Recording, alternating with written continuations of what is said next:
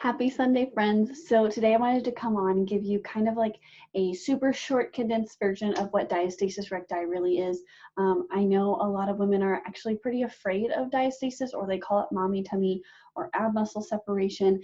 And I kind of wanted to come on here and give you like this is the anatomy of it, just so you have a better idea of what we're really talking about, and just a quick little blurb on how we actually look to treat it. So I'm going to share my screen with you guys, and you're going to see that I have this whole entire presentation here, but I want to come right on to this one. Let's see here. Present, please, and thank you. I know I can try Canva Live. Okay, so this is Diastasis recti, and hashtag thanks Baby Center for such a great photo.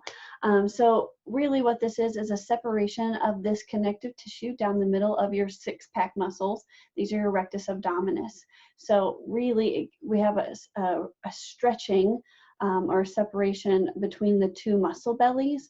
And that's actually considered almost normal. Like 99%, I think, of women in the third trimester are experiencing this because we need room for baby to grow. So this is actually normal, and it can happen in several different areas. So this is what your stomach looks like without a diastasis. This is what it looks like as an open diastasis. So you can have it kind of a little bit at the top, a little bit at the bottom, but mostly we're looking at the middle with an open. You can have an open below the navel or above the navel, or like I said, you can technically have all three, and that generally occurs with people who are carrying multiples. However, I do like to say this is the one that I personally see the most, and I like to blame it on the belly button. So if you look at it right naturally right here, the belly button is already separating that linea alba, that connective tissue in the very middle. Already, naturally, it's how we're made. So after or during pregnancy and after pregnancy, it's kind of already predisposed to having separation in that area. So I just kind of wanted to show you guys that this is what this really looks like. This is what I'm looking like looking for when I'm looking at this. And when I'm actually looking and testing for diastasis, I'll have you lay on your back, and I'll use my fingers and put my fingers on your belly button, like right in between that linea alba. And I'll have you do almost like a crunch up, because I want to see how far my fingers sink down, as well as how wide the separation is. And we'll do it above and below. And if I'm not finding anything there, that doesn't mean it's necessarily that you don't have a diastasis. It just means that in the easiest position that we test in, you don't have one here. If you have one here, you almost always have one in the other positions.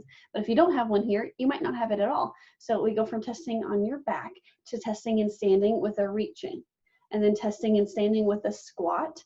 And then if you are doing more heavy things where you think that you have doming, like if you're kipping or you're doing some other type of exercise, planking, doing sit-ups, push-ups, etc., we might test you in that too, just so that I can see what you're looking at and what you're worried about. So that way we can have a really full picture of whether or not you have a diastasis. Because if you're just testing yourself on the back because you found a YouTube video, etc., that's great. But remember, that's our base level. You don't live your life on your back.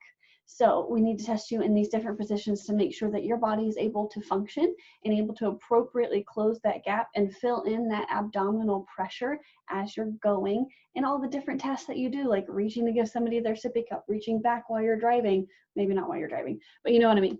So if you are really curious about diastasis, please send me a direct message or call me, and I would love to get your questions answered, because I don't want you to live in limbo. And I definitely, if you do have a diastasis, want you to get treatment, because it can, one, just be visually frustrating. Two, it can mean a lot for how you feel about yourself, and that rarely ever just sticks with you, because if you're not confident in yourself, it changes how you interact with your spouse. It also, then that interaction changes how you guys interact with your kids. So this is rarely ever just a mommy problem. And I just honestly don't believe there are any things of problems that are only you problems, and that they don't affect the world around you. So if you need me, I'm here for you, and I hope you're having a wonderful Sunday. Bye, friends.